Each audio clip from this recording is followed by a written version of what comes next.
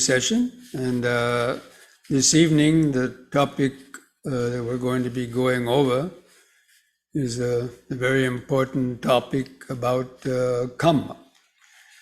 Now the Kamma, of course, is a cornerstone teaching of on the nature of suffering and happiness, and how we create suffering for ourselves by unskillful actions, and how we can create happiness for ourselves by skillful actions. And this is sort of, following that law of karma. Now, of course, a lot of people don't necessarily believe in Kamma, or they might believe in Kamma, but they may not believe in rebirth. So,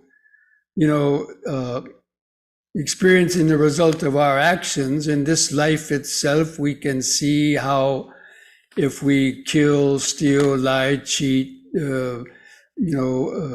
pillage and plunder, intoxicate the mind, and do other unskillful actions, then, we get into problems with others and even within our own mind, creating guilt, worry, fear, and remorse, and so on. So the law of karma as it pertains to this life is really not that difficult to understand. But within the Buddhist teaching, the law of karma doesn't refer only to this life, that it goes back and it occurs, and the effects of our actions can, follow us for many lifetimes from the past and then into the future as well.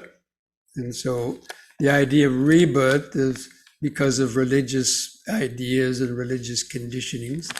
Many, people in Western countries may not believe in that. And so a lot of people even ask, well, do I have to believe in this idea of lifetime to lifetime rebirth in order to be a Buddhist? And I've talked about that in our previous talks. Anyway, this evening, the Buddha gave two important discourses called the Lesser Discourse on the Exposition of Kamma and the Greater Discourse on the Exposition of Kamma, and which is talking primarily about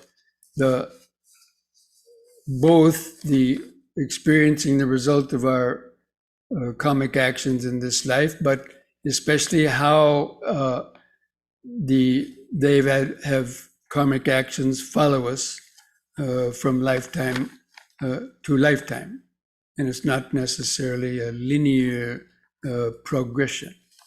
So it's a very kind of deep discourse on some levels, especially the second sutta, the Mahakammavibanga sutta. So in the first sutta, I hope that some of you have been able to listen to the pre-recorded talks that I gave in the sutta class on this. So the main question in the first sutta, somebody asked the Buddha, why are some beings here seem to be inferior or superior? And the words inferior or superior means that some people, in the world can seem to be maybe born in very difficult situations, maybe with physical or even mental problems, not sufficient in that, defects, if you want to call it that, and or prone to sickness a lot, and just in various born in abject poverty and so many conditions, or with a so-called lower level of intelligence, although I know politically correctness and social correctness, we're not supposed to talk in those terms, but the Buddha was very clear in that. And or the people that he says a superior person, maybe people born in very good circumstances, were, in relatively wealth and comfort and good health most of their life, and with, not so many problems. So we see that there are people like that. And this idea that everybody's created equal, according to the law of Kamma, that's not entirely true. Now, ideally, you might say, in the ultimate sense, people may be created equal, but from the karmic point of view, people are born into different conditions as a result of the past karma. So the Buddha gave this teaching in short. He said, beings are owners of their karma, heirs of their karma, originate from their karma, they're bound to their karma, their actions, and their actions become their refuge. So all those different terms, they're owners of the karma, heirs of the karma. They originate from the karma. That means our life being born, the way we are born, where we are born, the sex we are born with, and other conditions connected with that have some bearing in the past karma. Now, people may not want to believe that, but that's their opinion. But this is the Buddha's teaching on the subject. Okay, and so I'm just going to be going over this in a brief, in a kind of review. Basically, in other talks, I've talked about the 10 unwholesome karmic actions. And those include the 5 precepts: killing, stealing, lying, intoxicating the mind, sexual misconduct, and then there's the other forms of bad speech and conceit and wrong views make up these 10 unwholesome kammas. And wrong views are a very important part of it. That in the wrong view means people that don't believe in karma, or they don't believe in rebirth. That's considered a wrong view because of that, they're going to just follow the axiom of eat, drink, and be merry, and to hell with anybody else, and get caught up in all kind of unskillful actions. Now, of course, that's a generalization, but now. So the Buddha said, killing is the way to a short life. So in this first sutta, the Buddha is showing how the results of our actions produce these kind of effects. So he said, people that wantonly kill, that means not just maybe accidentally once or twice, but people who do that, over and over again, especially like criminals or others that repeat these habits, or that is the way to short life or rebirth in the woeful state. So, but basically, the Buddha said, one who's killing and merciless and prone to violence, then they could be either reborn in one of the woeful states, I mean, as an animal, or in one of the hell realms, or those what they call the woeful states. Or if they are born as a human being, then they would have a short life. So we can look around and we can see people are killed and die of diseases, and when they're young, and through every stage of life. Now, people are going to naturally argue, well, he was murdered, and how can you say that? And well, we'll get to that later. I know, again, this is very controversial, and people are going to argue about it and hold different views, and they're entitled to that. But I'm just telling you, this is what the Buddha is taught. And abstaining from killing is the way to be born in states of happiness, or the heavenly realms. Or if one is born as a human being, have long life. So people that are very long-lived, then they probably, didn't, weren't, involved in that kind of killing and violence in a strong way in the previous lives. And then, let alone killing, injuring. So injuring people, if you do that over and over again, by always, getting in fights or in other ways causing harm to people, maybe short of killing them,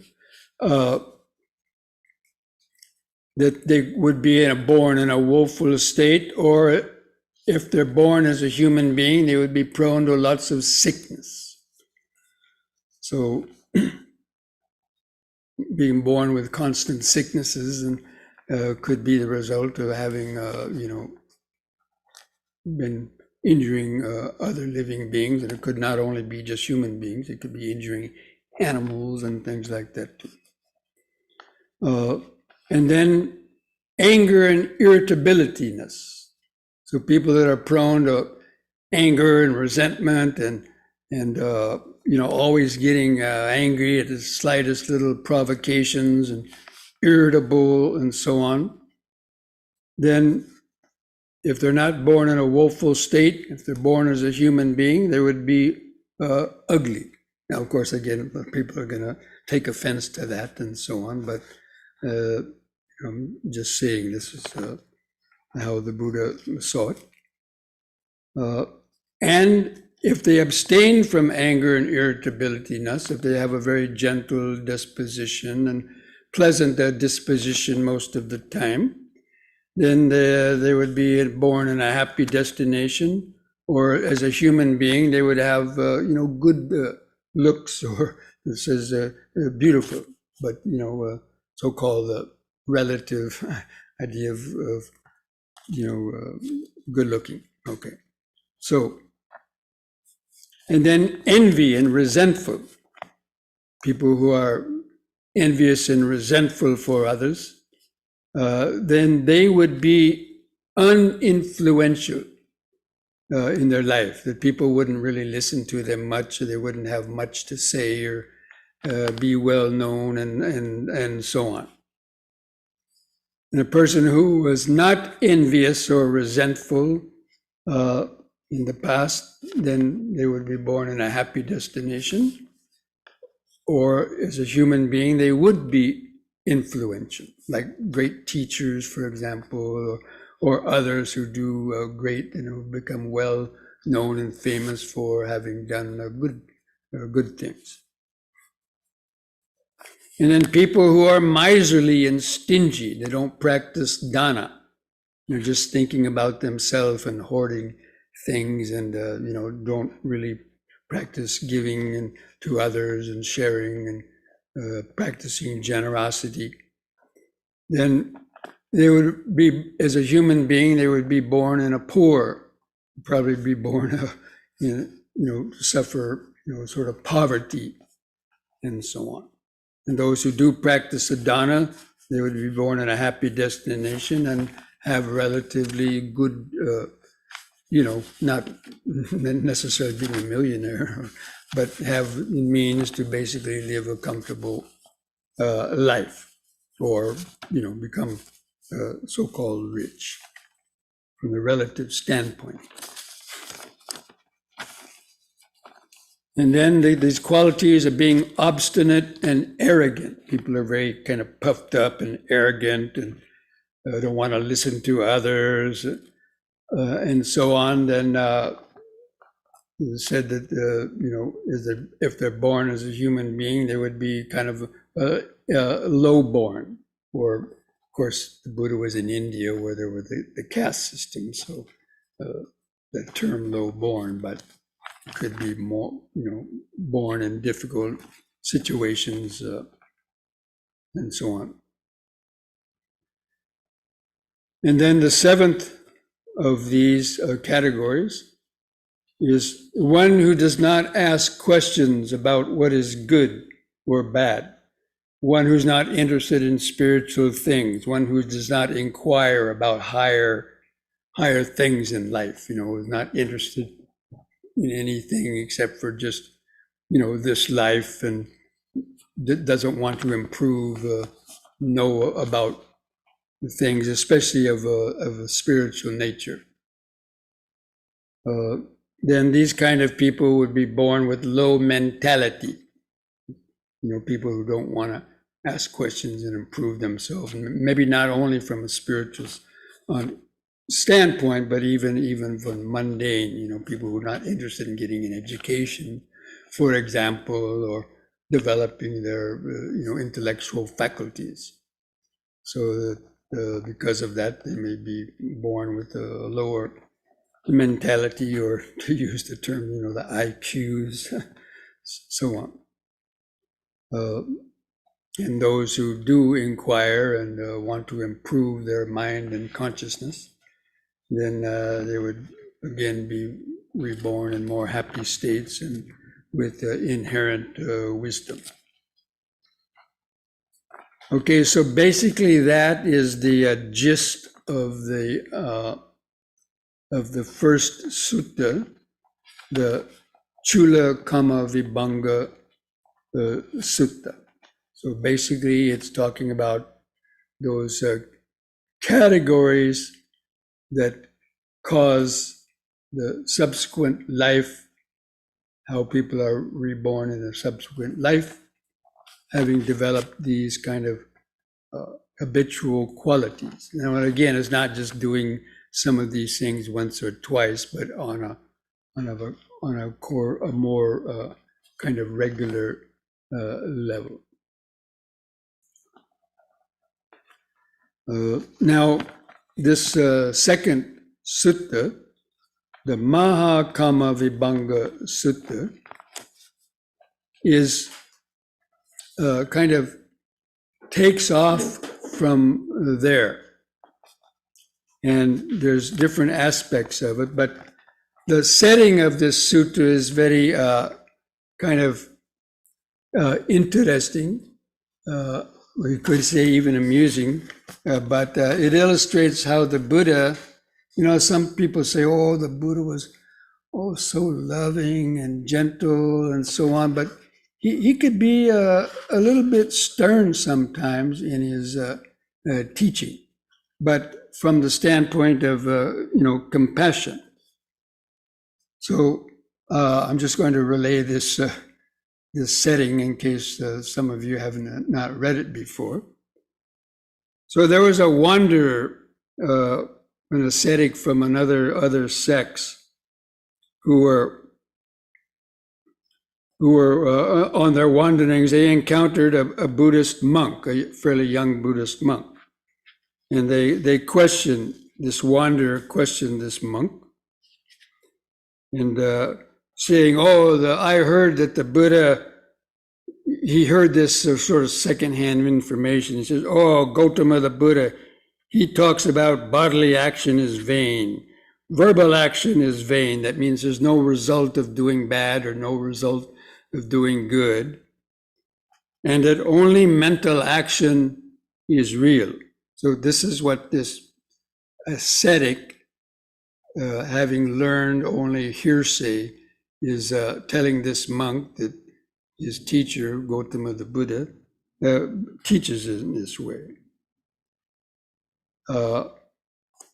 And also that, it's basically that anything that's felt is sort of suffering. And so this monk, he wasn't that skilled, wasn't that knowledgeable in the Buddha's teaching.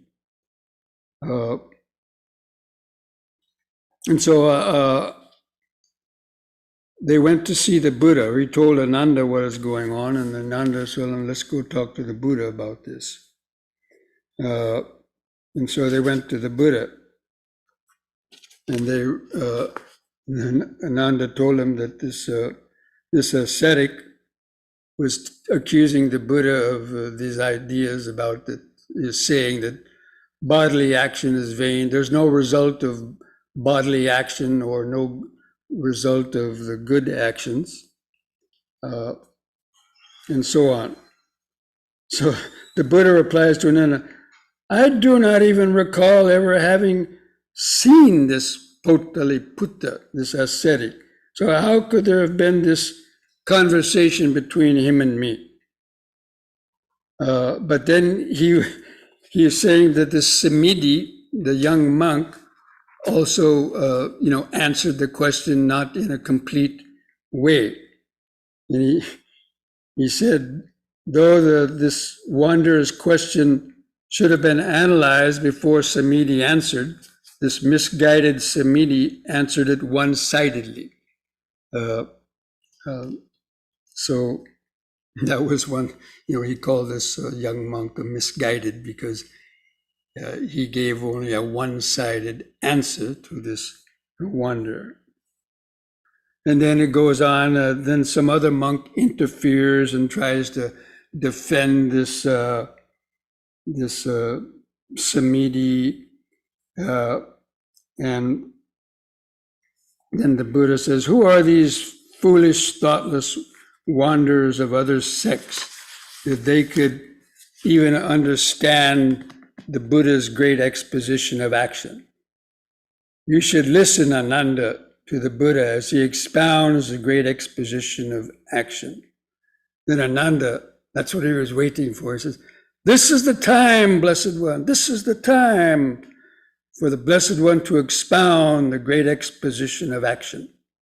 Hearing it from the Blessed One's lips, the monks will remember it. And then the Buddha goes into this, the greater exposition of the Kamma.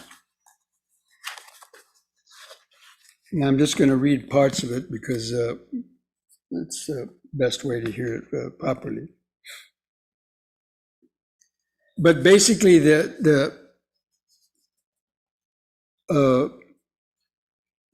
saying that some people, break the precepts. Some of the people who are doing all these unskillful actions and hold wrong views. After death, they will appear in a state of a woeful state, or even in an unhappy destination, even in hell. But then there's another person who also does all these unskillful things and has wrong view, but they appear in a happy destination, or even in a heavenly realm. So this appears to be a contradiction.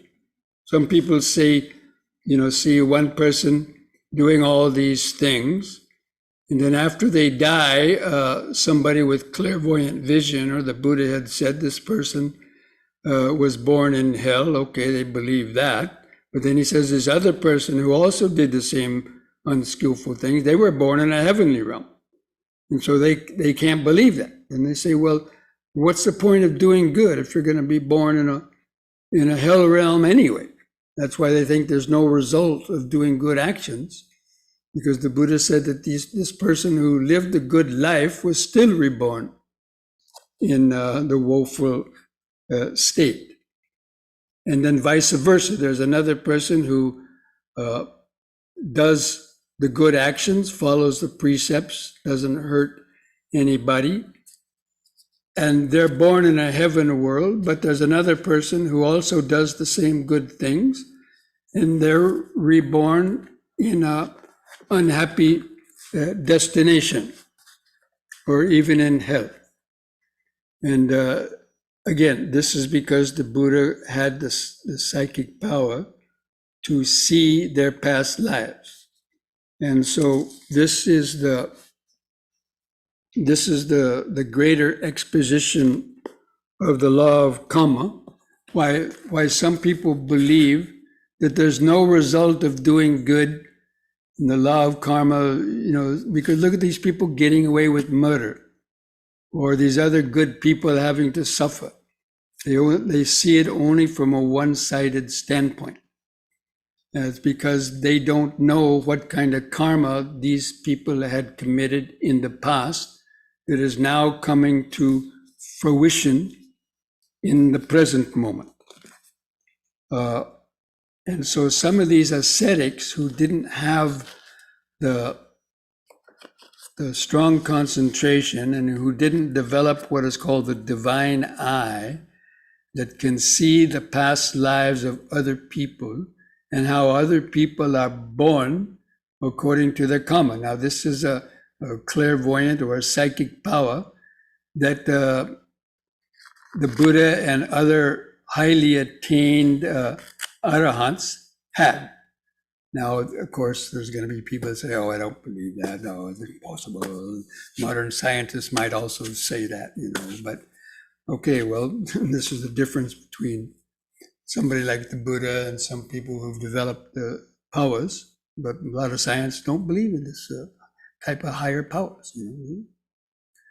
But anyway, so that's why a lot of these wrong views or these skeptical views arise, especially concerning the law of karma. And so people claim that it all happens by chance. People are born into suffering, or born into happiness, or born into so many different states because, of course, some people might say, well, there's a creator God that wanted it that way, or there's just happens by chance. But the Buddha saw that no, these things are not happening by chance. The causes and conditions were there. Now,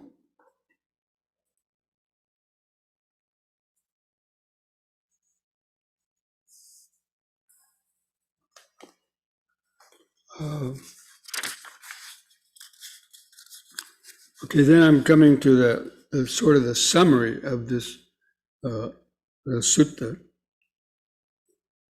I'm going to read this. It says, the Buddha talking to Ananda. Ananda, as to the person here who kills living beings, does all the other wrong actions and holds wrong view, and on the dissolution of the body after death appears in a state of suffering, and even in earlier he did an evil action to be felt as painful, or later he did an evil action to be felt as painful, or at the time of death he acquired and undertook the wrong views.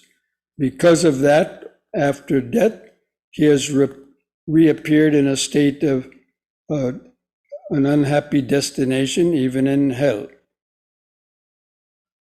And since he has here in this life killed living beings and held wrong view, he will experience the result of that either here and now, or in his next rebirth, or in some subsequent existence. And then he says, and Ananda, to the person here who kills living beings and the rest of it, has wrong views, they appear after death in a happy destination, even in a heaven world. Either earlier they did good actions to be felt as pleasant, or later they did good actions to be felt as pleasant, or at the time of death they acquired and undertook right view. Because of that, on the dissolution of the body after death, even though the people did evil in this life, they reappeared in a happy destination in the future life, even in a heavenly world. But since that person here in this life killed living beings and held wrong views, they will experience the result of those evil actions either here and now, or in their next rebirth, or in some subsequent existence. So this is how that, people who, do a lot of wrong things in this life, at the end of their life, if somehow they acquired right view and changed, then, that might cause them a favorable rebirth.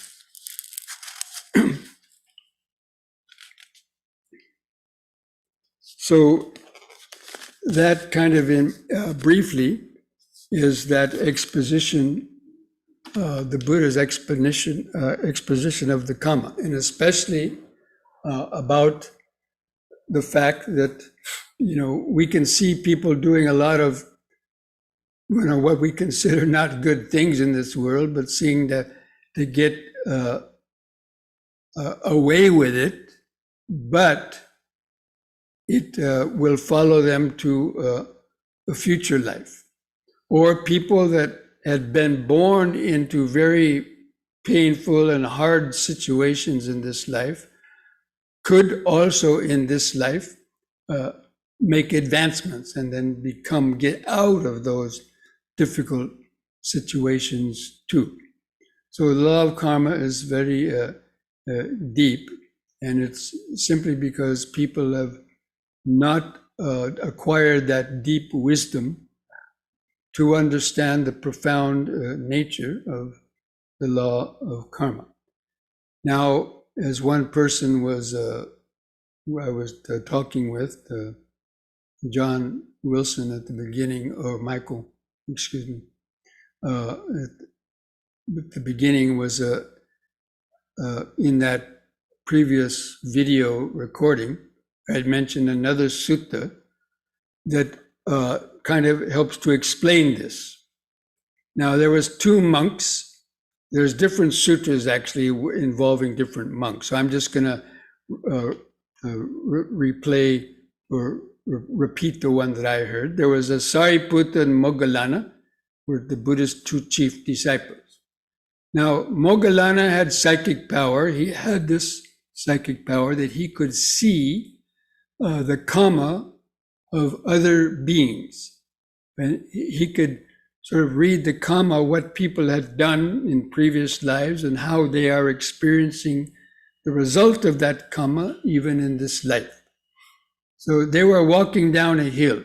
And Sariputta, even though he was the Buddha's chief disciple and was the captain of wisdom, he was very wise, he didn't have that psychic power to see how people are reborn according to the Kamma. So they're walking down the hill, and Sariputta noticed that Moggallana had a smile on his face. So normally the Arahants wouldn't be smiling kind of like for no reason. So Sariputta saw Moggallana smiling. And so he stopped and said, "Friend Moggallana, why is it just now you were smiling? I don't see anything around here to smile about."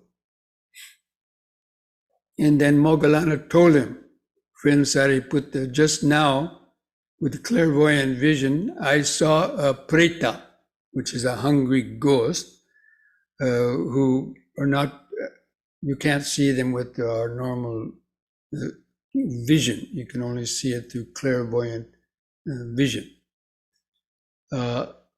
He saw some birds, one bird, flying through the sky, carrying a piece of meat in its mouth, but he was being chased by other birds that were pecking on him and trying to get that meat away and causing a lot of suffering to that bird.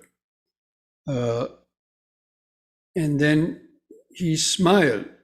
He said, "Wow, this bird is suffering on account of," he saw in a previous life that bird had been a person, a human being, and had been a person who committed all kinds of adultery, just wanton going around, without, regard for others, and maybe raping or just, doing all these uncontrolled sexual greed and craving. And so because of that, he was reborn in this condition of having to undergo this suffering. And there's many, many different examples. I'm not going to go through them all. But so many different untold results of suffering actions that have come because a person was a murderer, a person was a rapist, a person was various types of things that they were reborn in states of suffering. And again, this is known because there are people who have this clairvoyant vision. So now again, I know this is very controversial, and people think this is just a bunch of fantasy. Some people may think that. But this is what the Buddha taught. And there are some people that even say, oh, this was, some people put all these words in the Buddha's mouth. The Buddha didn't teach these things. There are even some Buddhists who say the Buddha didn't teach rebirth from lifetime to lifetime. But if we really examine the text, it's very difficult to come to that kind of contrary opinion. But of course, the mind can make excuses for anything, of course, and justify what it wants to believe.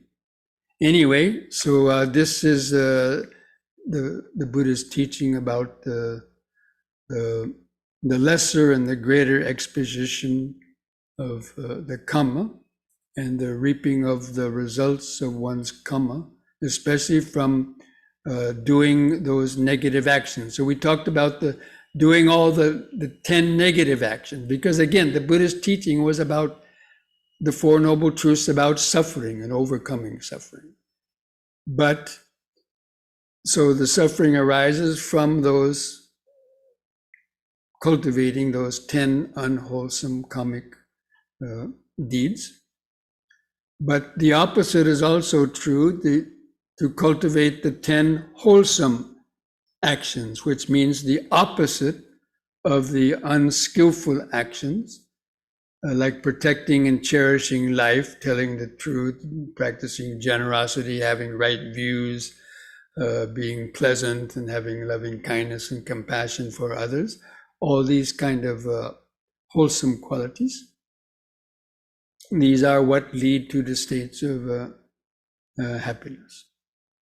And it's this law of karma that helps to explain the differences amongst human beings, because that's one of the controversial things that people can't understand, even of different religions. Why, if there's a creator being, if you do good, you'll go to heaven. Well, okay, that's what they believe, but it may be the case, and it also may not be the case. If they believe in just one lifetime, if you just believe that this is the one lifetime, you're born from a mother or father, and then you die, then you have a very difficult time understanding the differences amongst human beings and the different qualities they have. Okay, friends, so now we're going to finish this. I'm going to finish my sort of review of this subject and then see if there's any questions that come up on the chat.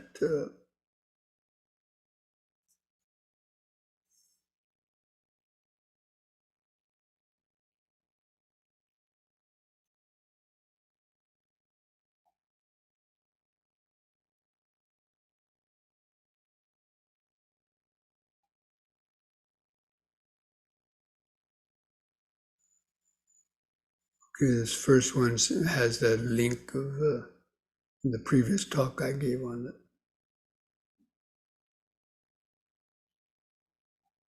Is imprinted or active human karma is hard for mere individuals to understand or perceive, and without making any effort to a right view. That's right. That's the whole importance of this sutta, is that it is hard for people to believe it, because people haven't opened their minds to reality, and they're just believing whatever they might have believed or conditioned to believe, and then you come back to this idea that, oh, the Buddha didn't want us to believe anything, just because it's said in books or because somebody said it. And so they take this as one of the guidelines for not, oh, I don't have to believe in karma. Well, that's not what the Buddha said. People misinterpret his teachings. But anyway.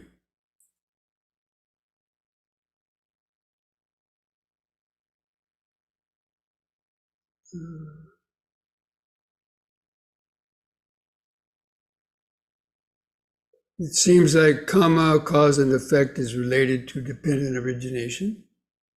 One thing leads to another. Can you talk about this? It seems much easier to think about it in terms of what goes on in my own mind and heart. Well, it is related, of course, to dependent origination. And because depending on ignorance and karma formations, if you heard the previous talks that I've given or have read something about dependent origination, we bring with us from the past life the ignorance and the karma formations that were accumulated in the last life. Karma formations means the strong habits and sort of the karmic impressions of the things we did in the past life. And that determines, to a large extent, how we are born. And then throughout this current life, we do all kind of actions, but depending on our right views and other things, we may have experienced some suffering of those, but we can also change the karma and stop, if we gain right view, to practice the Dhamma in this life, and we can mitigate a lot of the suffering in this life, even though we were born, of this unwholesome qualities, or from ignorance and the volition. We can also change that in this life. So the karma that we create in this life. So we bring ignorance and volitional activities and consciousness from the past life.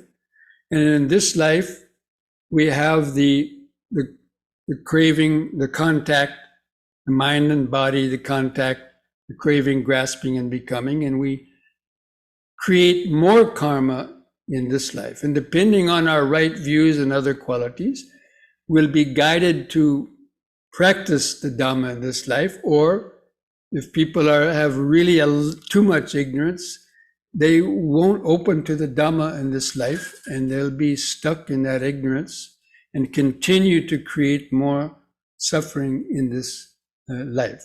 So the dependent origination is very much related and is an actual description of the karmic process.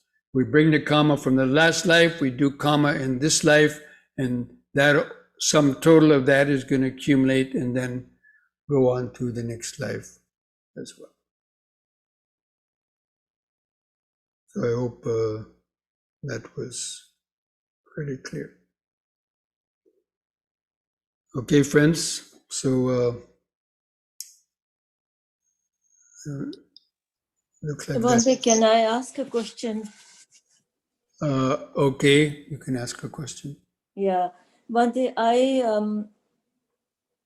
mean, we hear over and over again that there is only one human birth, and you get this birth after a lot of punya karma, after being born as so many other forms except the human form. So if there is only one human birth, how do you explain the law of karma? Who said there's only one human birth? I haven't heard. Well, we hear it all the time. Where? Bhante. I haven't heard that.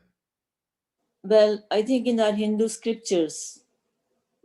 Well, I'm not that versed in Hindu scriptures, but maybe in like in Christianity, they might say there's one human birth, but in Buddhism, no. The Buddha talked about he was born as a human being hundreds and thousands of times when he was undergoing as a bodhisattva. And you can lose the human birth and gain it again, although it's difficult. And if you live as a good human being, you could be reborn in many human lifetimes over and over and over again if you're not doing too many negative sort of the karmic actions as we were talking about. But no, Okay. it's this idea of only one human birth, not in the Buddhist.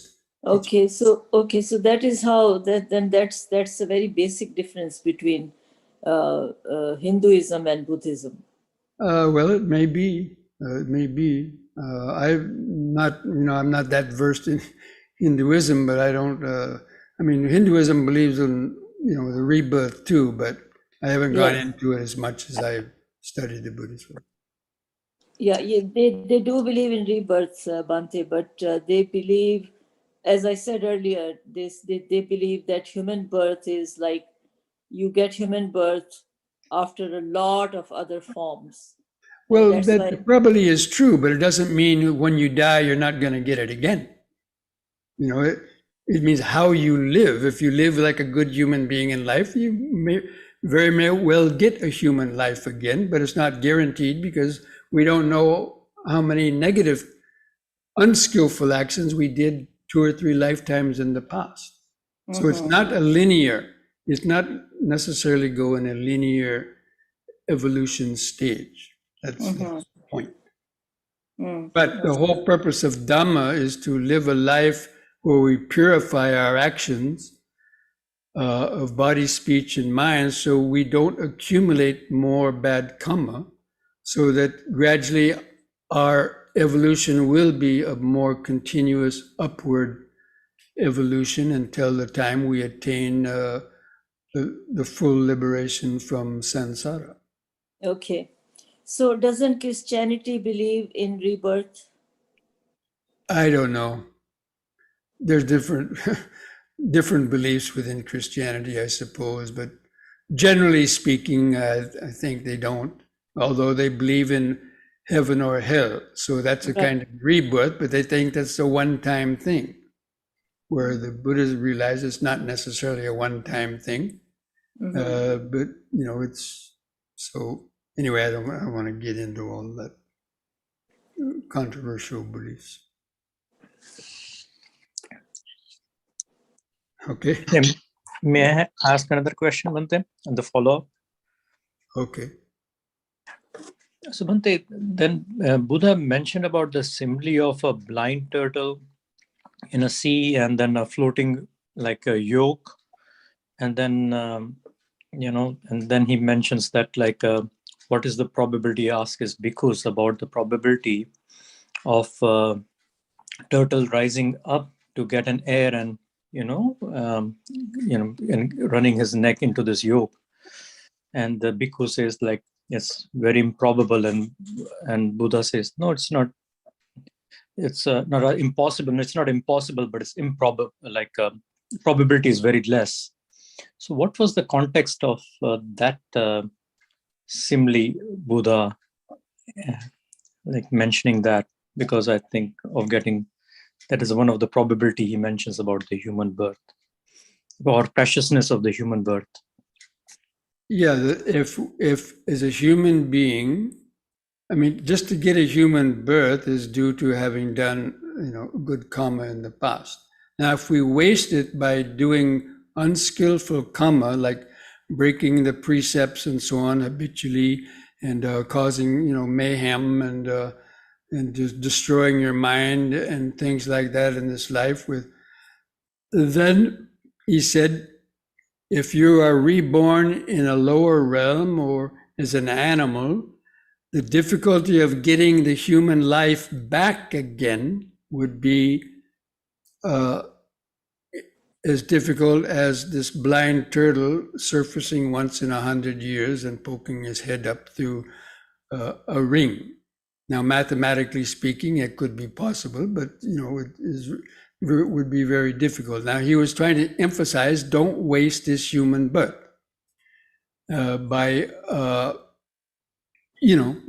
you have this human birth and it's precious, and it's what we use to further our development in towards liberation.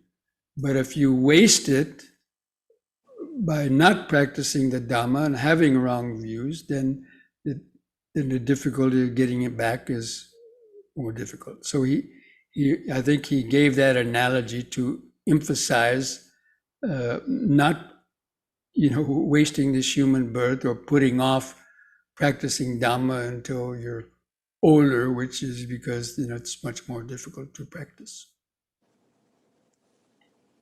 So, Bhante, there is hope for us. Of course, there's hope. To be born again as a human being. Yes, if you don't commit, especially those habitually commit, like the break the 5 precepts, especially the one of killing and so on, and if you develop right views, but that's why the important time is the last thought in your mind at the time of death, because those last thoughts in your mind at the time of death, what kind of memories are there, is what is going to guide that consciousness to a particular realm of the rebirth. Mm-hmm. And so that's why the Buddha advises to train our minds now and not leave off the practice of meditating until we're on our deathbed, because it might be too late by that time. And to be able to control your thoughts, even to in this life to a certain extent, at least to develop the wholesome thoughts. Bhante, one quick unrelated question. Have you been to Bodh Gaya? Yes, I've been to Bodh Gaya multiple times. Okay. I intend to do that in my next visit to India. I haven't been there yet. Yeah, it's a very inspiring place. Yes, I'm really I looking. went there 50 years ago when it was not so commercialized and so on, but nevertheless. Right. I don't know how in India usually they don't maintain things very well. So I don't know how badly or nicely maintained it is. Well, I think it's probably maintained, but it's highly commercialized. Yeah, of course. Okay. Okay, friends, I think we will finish now, so we can have a short break and then come back and do our short yoga session and have our meditation. Okay? So we'll see you back in a few minutes. Thank you, Bhante. You're welcome. Yes, thank you. Okay, friends. So, let's stand straight. Relax your arms and hands at the side.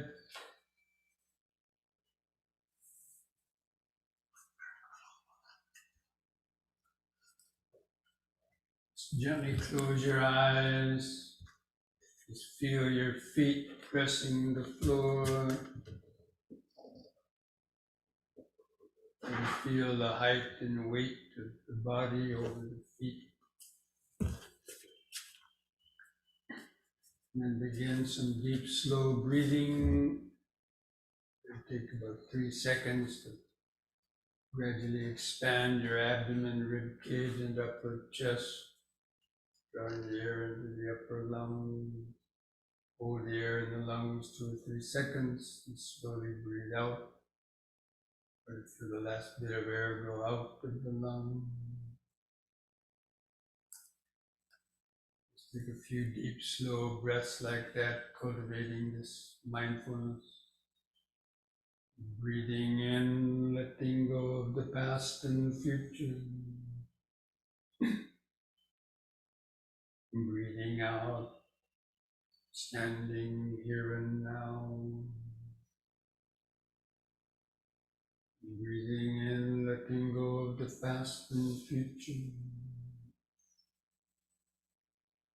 Breathing out, standing here and now. Breathing in, feeling the whole body.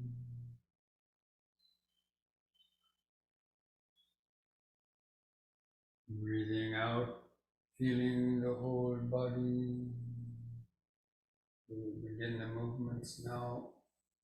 On the next in breath, raise the arms over the head, interlock the fingers, turn the palms up, straighten the arms, stretch your head back, stretch upward. Out breath, turn the palms down, touch the top of your head. Then in breath, palms up, straighten the arms, stretch the head back, bend back a little bit. Out breath, touch the top of the head. Third time, hold that upward stretch longer. Bend back a little more. Feel the sensation.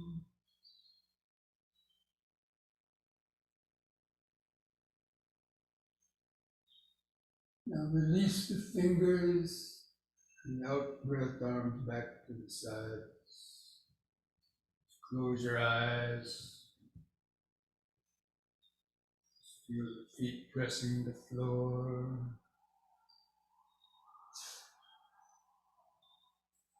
Feel the increased body sensation, especially in your fingers.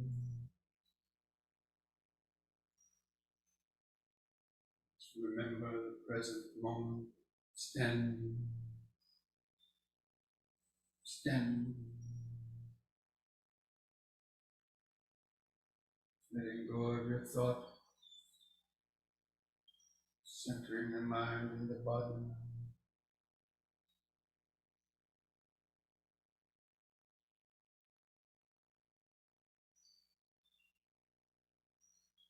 With the next in breath, push up on the toes, raising the arms over the head in this way, facing the hands toward each other, stretch up. Out breath, come back down.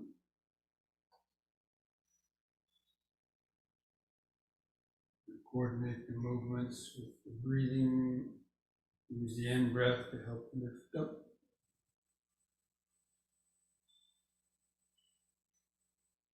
Stretch.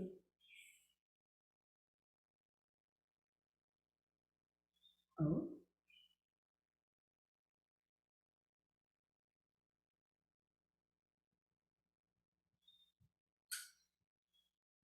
In.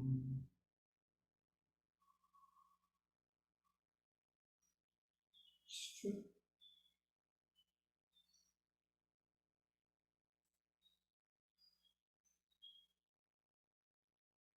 Out.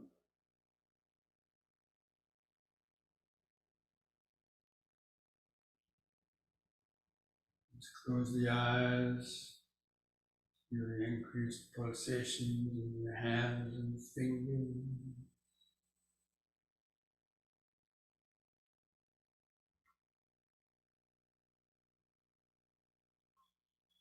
Feel the eyes and the socket.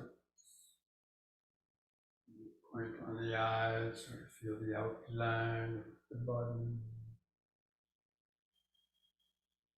Standing the body. The clothing touching the outer skin. Subtler sensation coming from under the skin. Sort of pulsation, prickly sensation.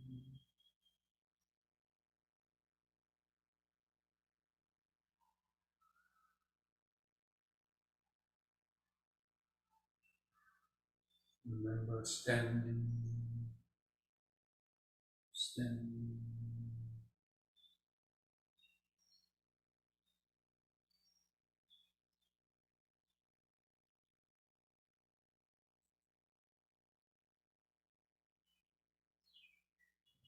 Next we'll do side bending, in breath, use both arms up over the head.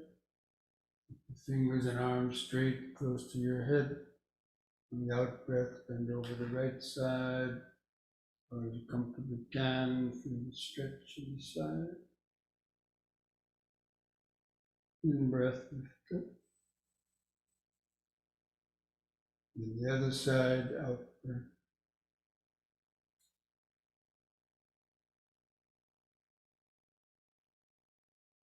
Mm.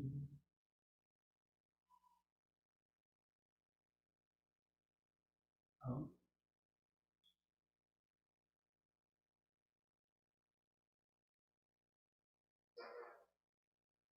Mm.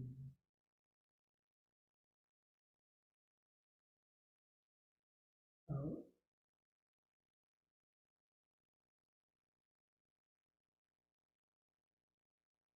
Mm. Out.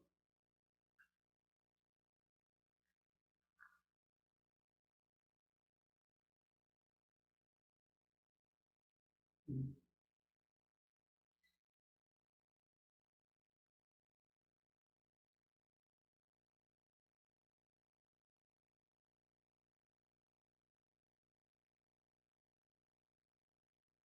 The out breath, lower both arms.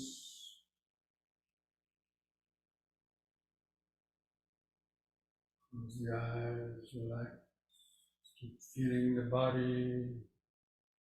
Sensations on the surface of the skin, sensations from under the skin.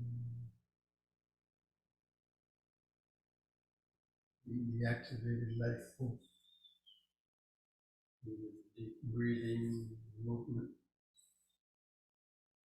Breathing oxygen out to all the cells of the body. And feel or imagine that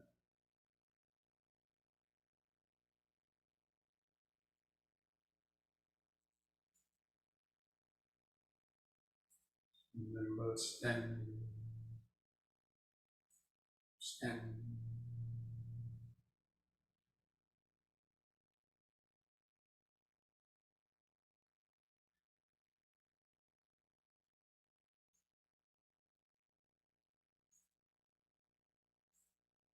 The next in breath, we'll do the knee bending. On the in breath, lift up on the toes, lift the arms up front. On the out breath, bend the knees, lower down. Squatting position, balancing on the balls of the feet. Take a deep breath, push up. The muscles in the legs, pushing the body up. On the toes. Out through.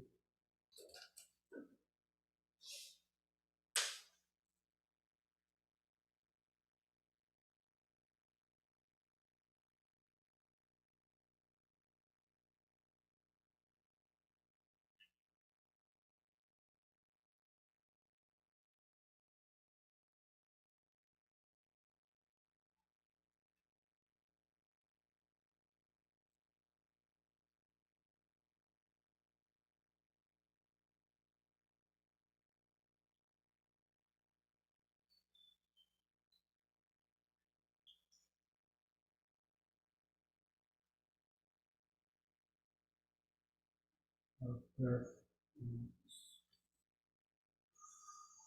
Feeling the body, feel the increased heart rhythm.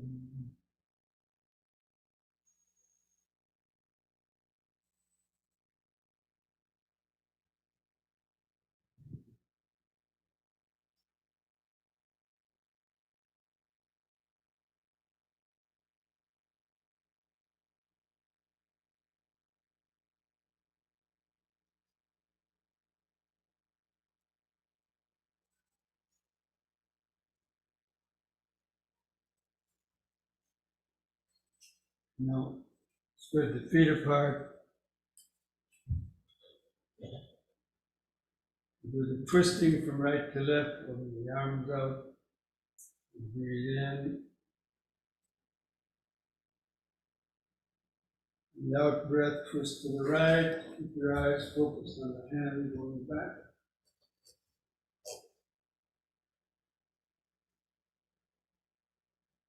Breath back.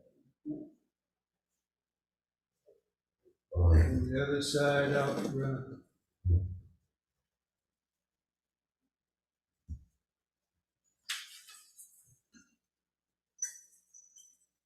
in.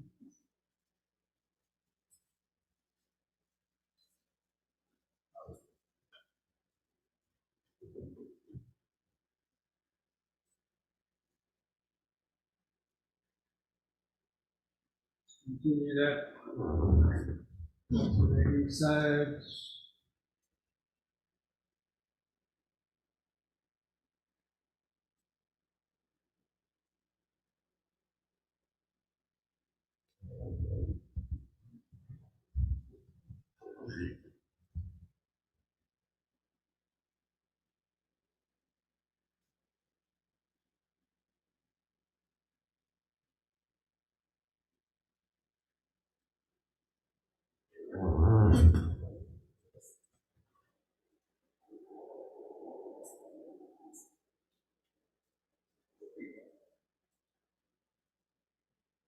Over the arms.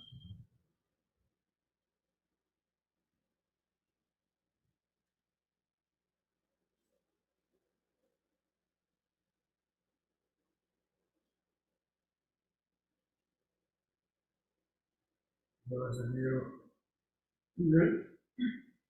listening in on Zoom, if you hear a sound coming through, it's a rainstorm here.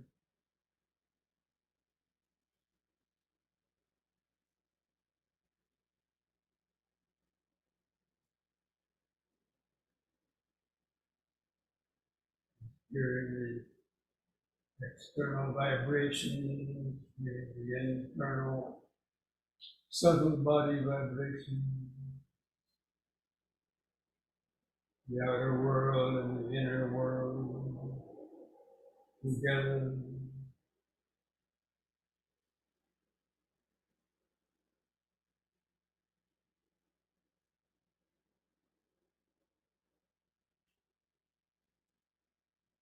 You know, do the forward and backward bending, keeping the legs apart, but spreading them a little further apart.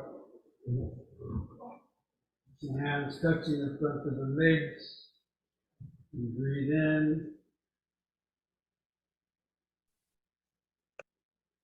The out breath, bend forward. Let the hands come to the knees the first time. Keep your head lifted up, looking out straight ahead. Kind of flatten the spine. Get the hump out of the spine. And straight. In breath, lift up. Move the hands under the buttock for support. Let the head go back. Gently bend backwards on the out breath. Keep the eyes open.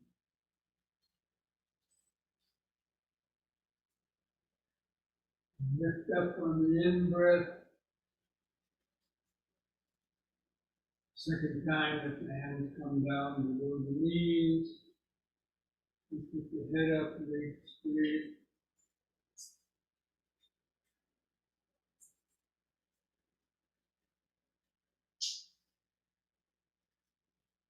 In breath. Begin the back bend, out breath.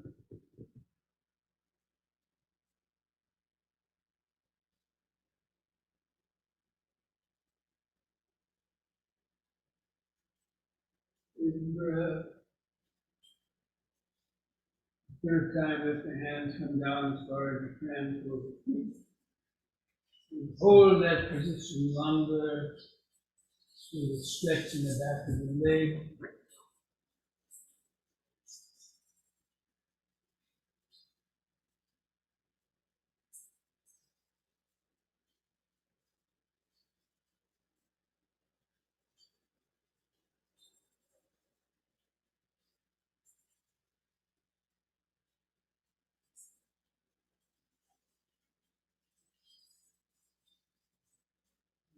In breath, lifts up. Once more, the back bend. Perfect.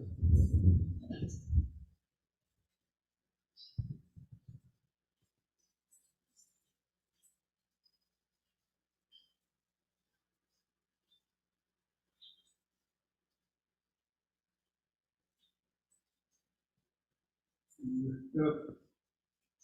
Relax. through the whole body, with each foot pressing the floor, through the clothing touching the outer skin, and some pulsations under the skin.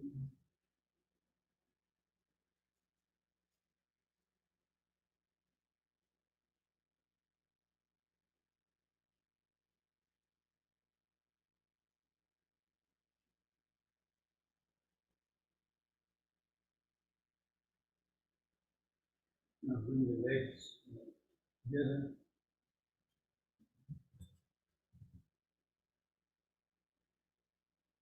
And this one last exercise, the head turning from right to left. In the in-breath, turn the head to the right. Look over the right shoulder. The out-breath, turn 180 degrees back to the left. Look over the left shoulder. In-breath to the right.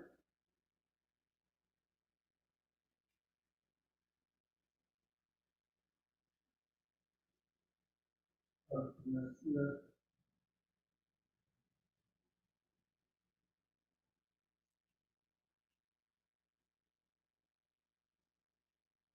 In-breath right.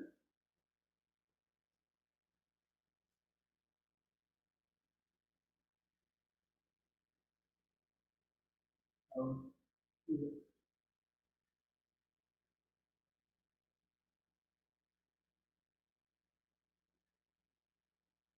in-breath. Head stop in the center.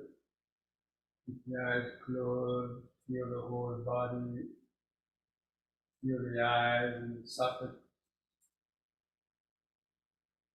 Point on the eyes. Feel the outline, standing body. And all those life force vibrations.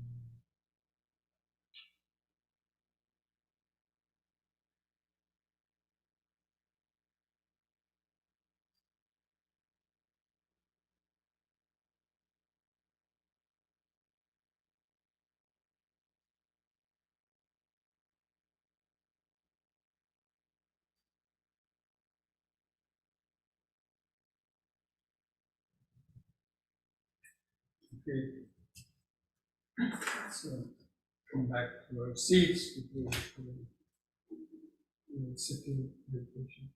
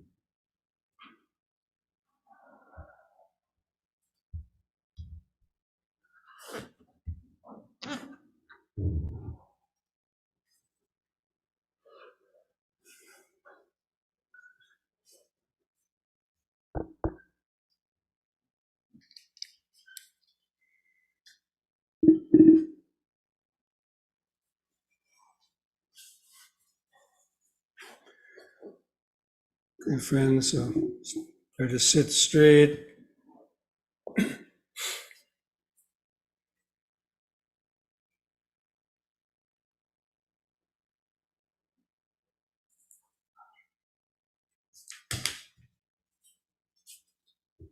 Just align your back, spine, and the back of your head in a straight line.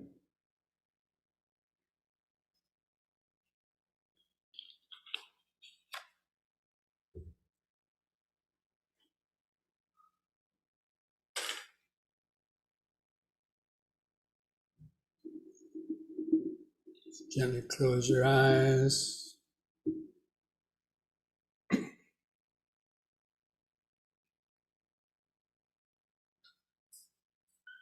Just feel your eyes in the sockets.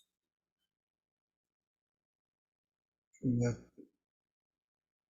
point on the eyes, try to feel the outline of the sitting body. Try to feel your head balanced on top of the spinal column, balancing a soccer ball on top of a broomstick, keeping the chin lifted up level with the floor.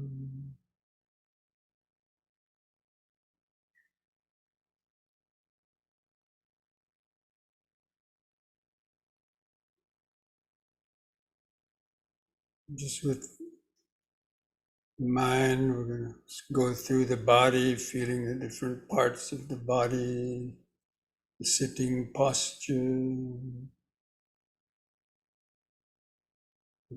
First of all, feel your face and sensations on your face. Feel the lips touching together.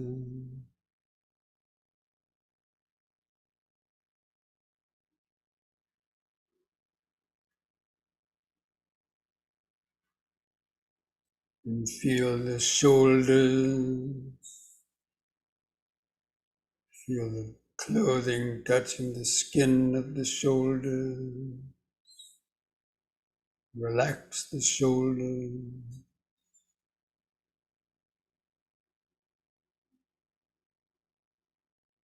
Slowly moving the awareness down. Feel the arms, the weight of the arms hanging from the shoulder.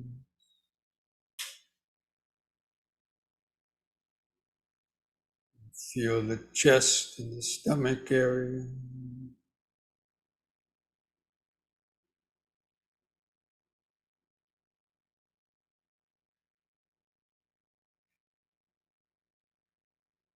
Feel your hands and fingers where they rest in your lap or where they rest on your leg. Feel the subtle sensations in the hands of fingers.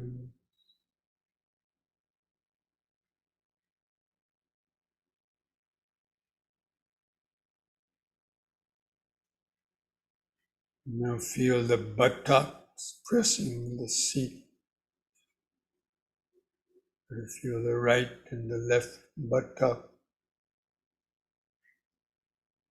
Feel that pressure in each buttock.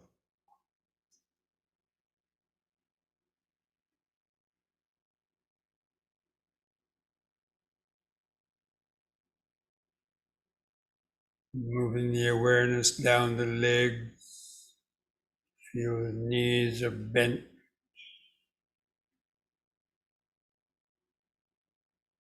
And the feet tucked under the body.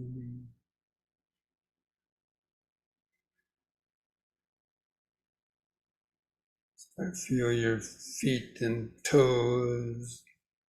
Feel the subtle sensation.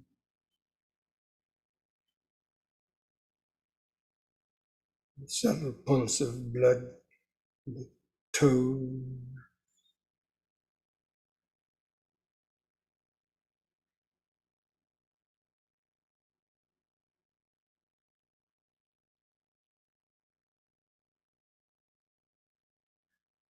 Now let the awareness kind of move back up the body fairly quickly, just feeling the general, those same areas a little bit more quickly. Clothing touching the skin. And coming back up to rest your attention behind the eyes.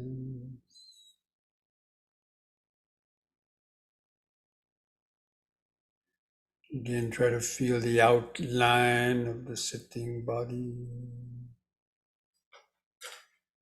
Try to hold that silhouette outline of the sitting body in the mind's eye,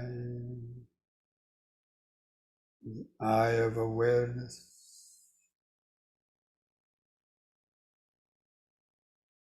Just remember sitting, sitting,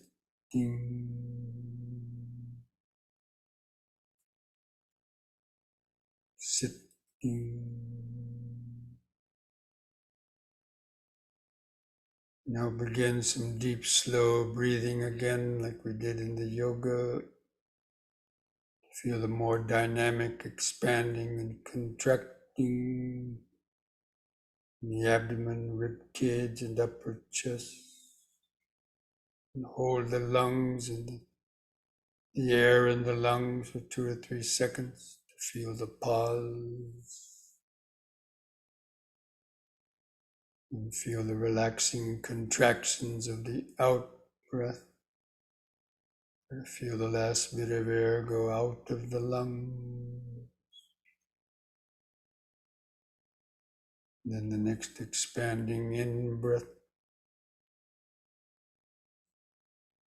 And just take several deep, slow breaths like that, cultivating this mindfulness. Breathing in, letting go of the past and future.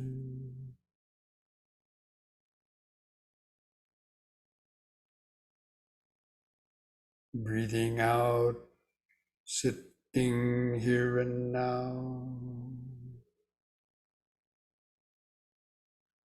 Breathing in, letting go of the past and future.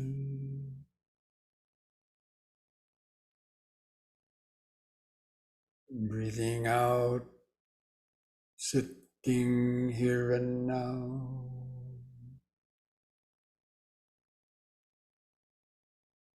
Breathing in, feeling the whole body.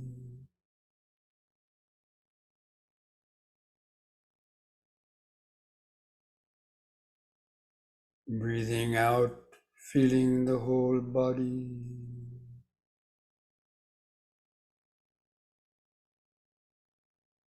We're going to count the breaths from 1 to 10 to try to develop a more continuous concentration on the breathing. Try to continue doing the deeper, slow breathing if you can. And with the next expanding in breath, mentally count to 1.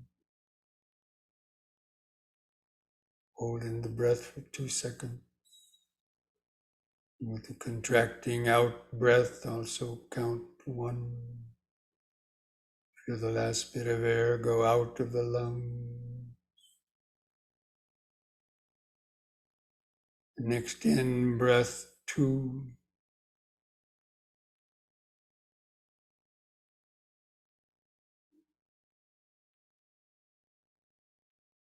Out breath, 2.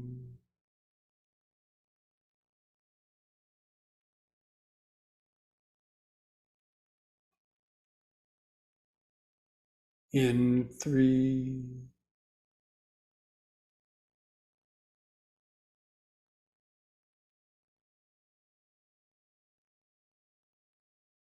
Out 3.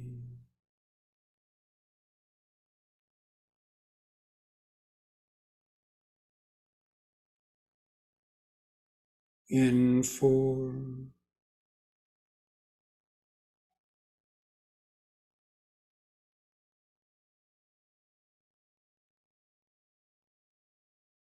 Out 4.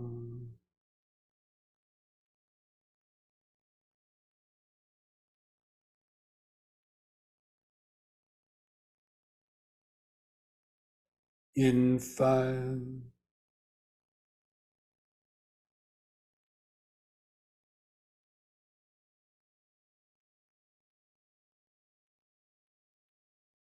Out 5.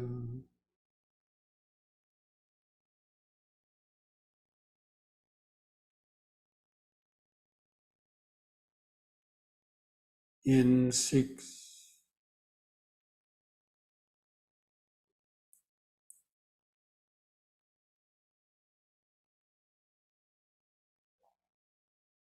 out 6,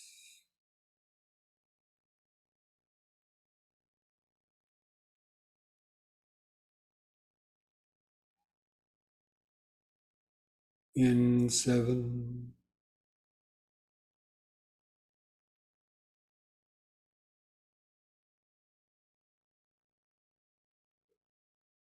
out 7,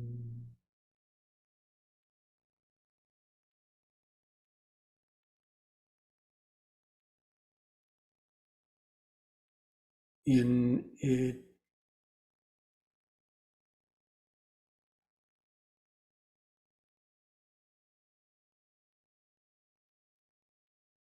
out 8,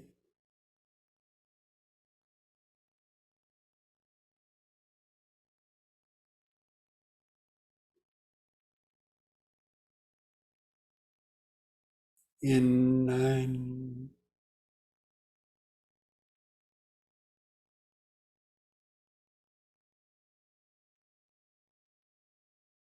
out 9,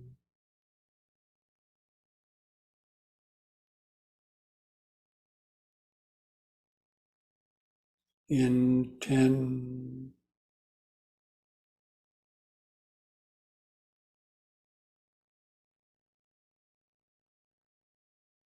out 10. Now discontinue the counting. Let the breathing return to its uncontrolled, shorter, irregular rhythm. You continue to feel it. Keep the attention focused in the center of the body. Feel the subtler, expanding and contracting sensation. Feeling where the clothing is rubbing against the skin of the abdomen, rib cage, or chest.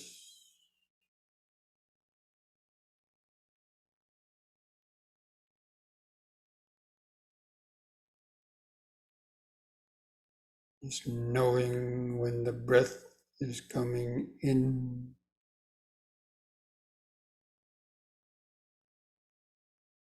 and knowing when the breath is going out. You know it by feeling it, feeling the subtle sensation.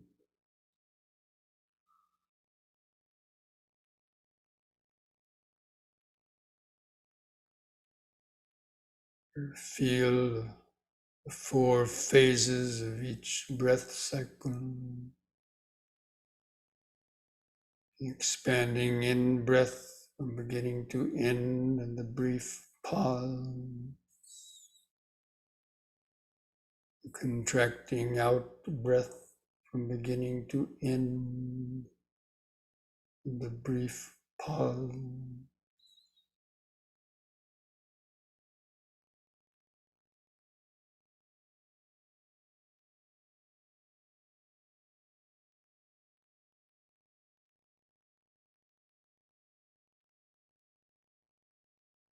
Try to have the feeling of being a scientist sitting in the laboratory, looking down to the microscope.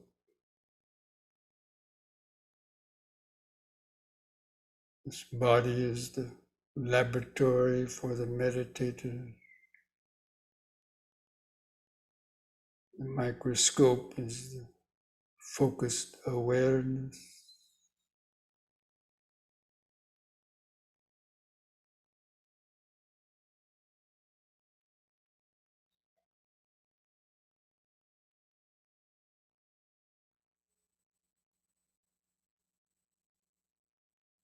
Just keep remembering, just in, sitting,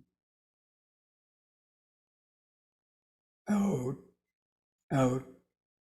sitting. It's the ongoing, continuous, present moment. This breathing body is the natural connection to the present moment.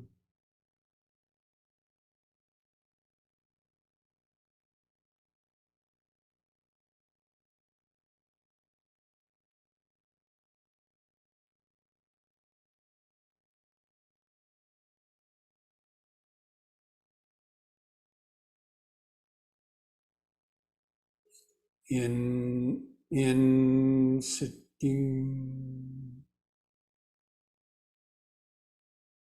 out, out, sitting, over and over and over and over again.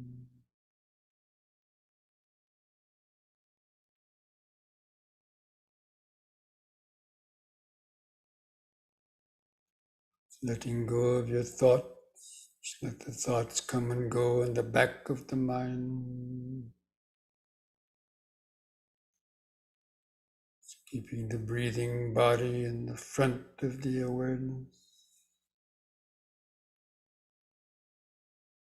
Those pauses between the breaths, feel the subtle vibrations of the sitting posture.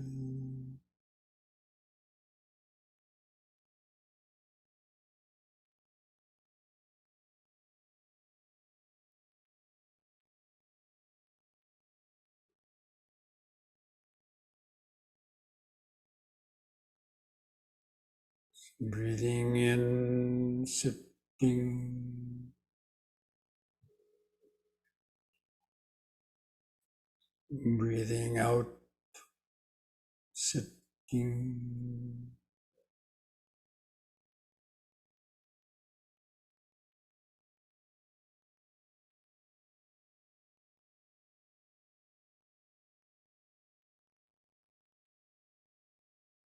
Try to notice how each breath is different.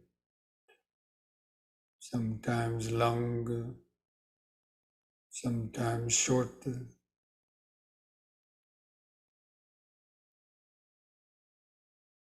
Sometimes it's an easy breath, sometimes a difficult breath. It's always changing.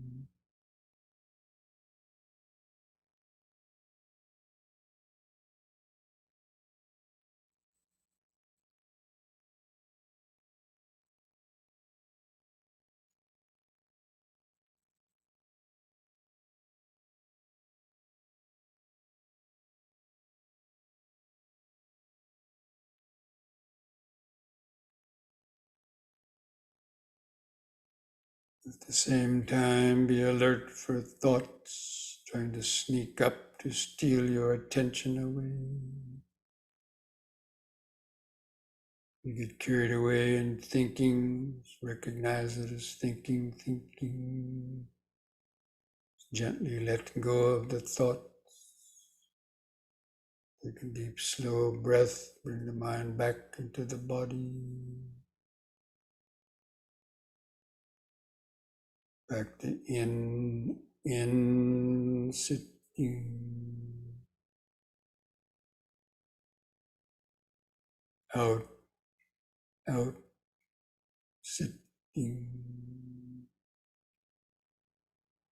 Breath by breath, moment by moment.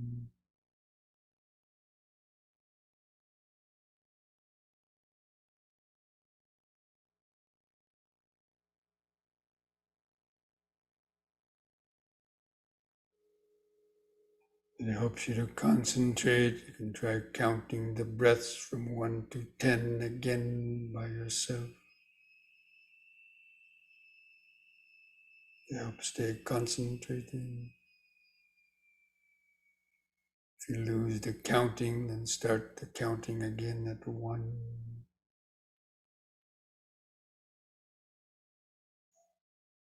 Or just simply maintain that continuous awareness in sitting, out, out, sitting.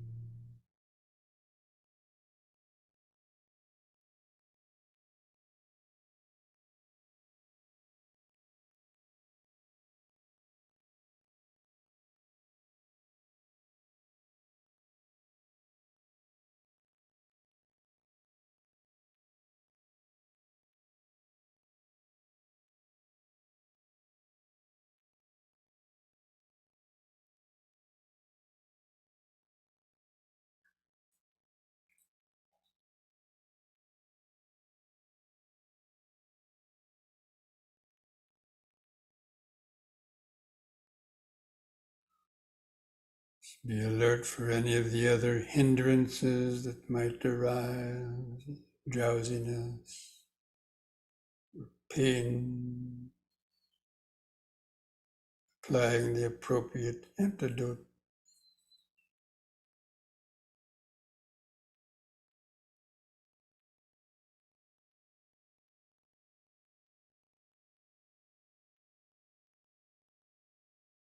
It's balancing both concentration and awareness.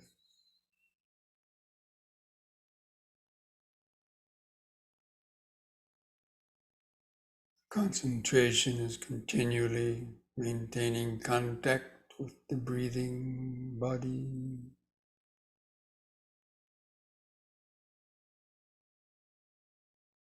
But at the same time, being alert and aware for any of the hindrances or other distractions, taking you away from that concentration, breathing body.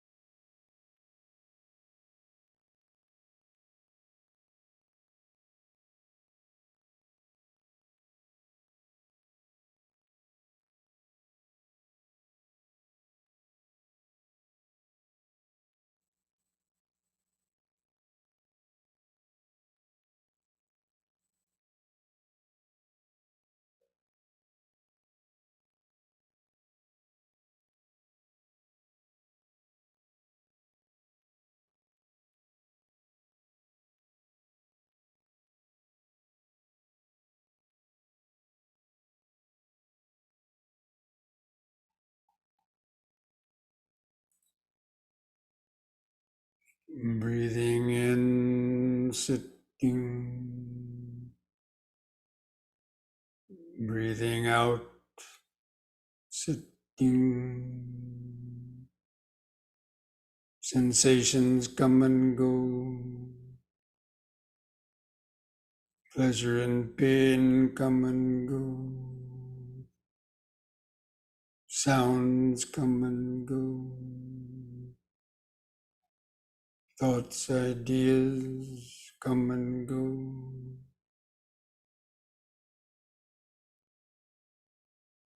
Thoughts of I, me, or mine come and go.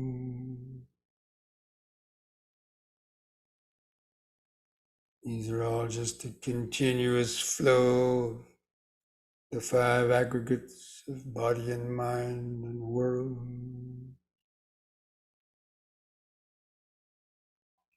in their constant flow of impermanence.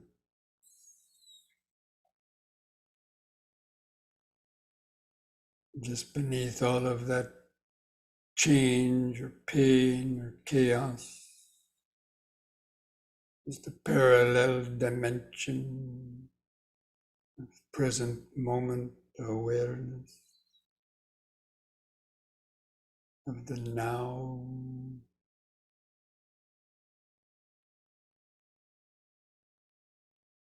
Subtle vibration of awareness.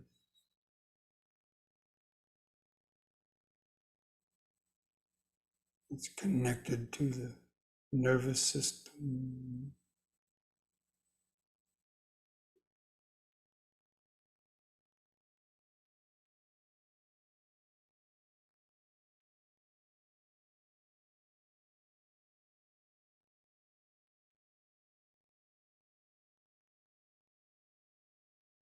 Let's try to tune into that.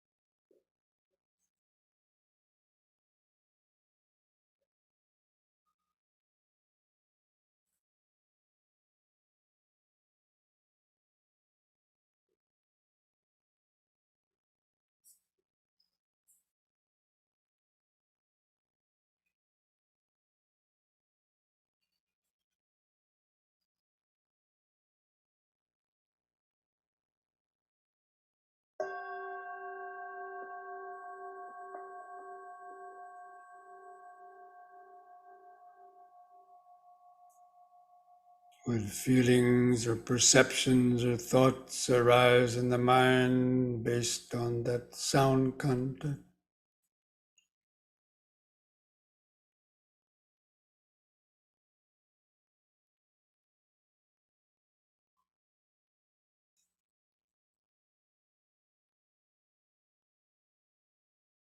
dukkha pata ca nidukkha bhayapata ca nibbaya sokapata ca nisoka hontu sabbi pipanino.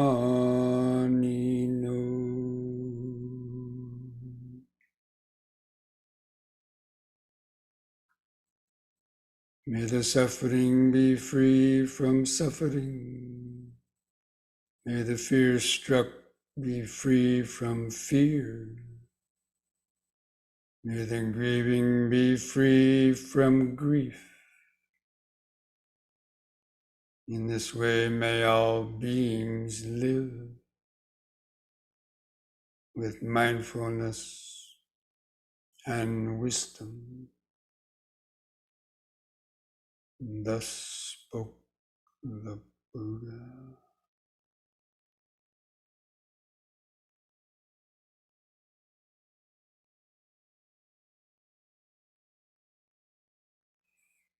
I invite you to join in chanting the word sadhu 3 times slowly. We do the chanting on a long out breath. Feel those vibrations in the body and mind. Take a deep breath.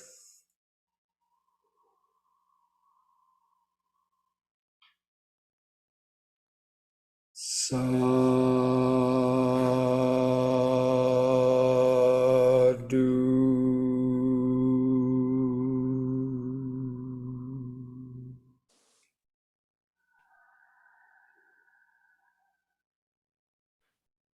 Sadhu.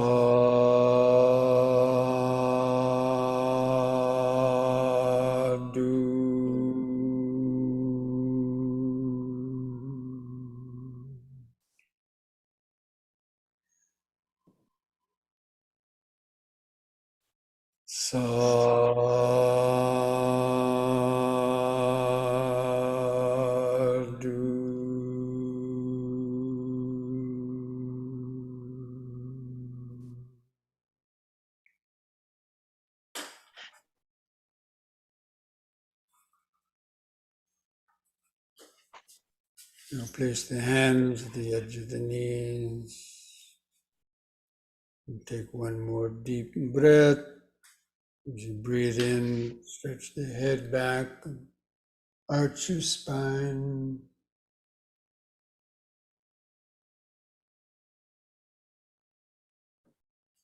And lift the head up. On the out breath, press the chin to the top of the chest to stretch the neck vertebrae.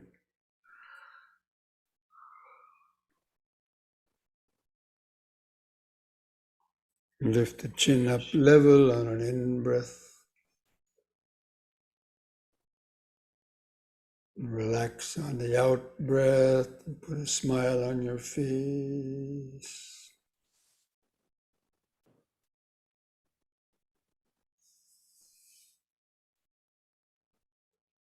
Okay, friends. So this brings our Wednesday evening Dhamma discussion and meditation to an end.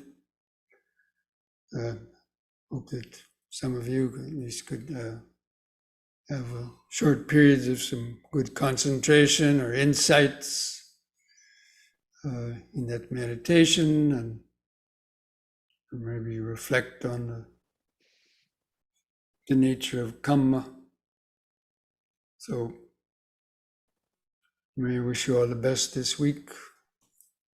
And, keep up your meditation practice. Remember, mindfulness a day keeps dukkha away. And that means practicing the M&Ms.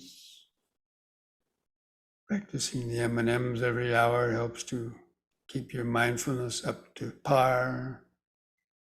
Hopefully catch yourself before getting unnecessarily caught up in negative reactions and so on. Okay, so we'll see you again next week, perhaps. Mhm. Thank you, Bhante. Till then, Namo Thank you, Buddhaya. Bhante. Thank you to everyone. Have a good night. Thank you. Good night to everyone. Bhante. Good night. Thank you, Bhante. Thank you. Good night. Thank you. Good night. Good everyone. night.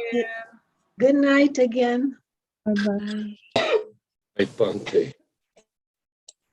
Bye-bye.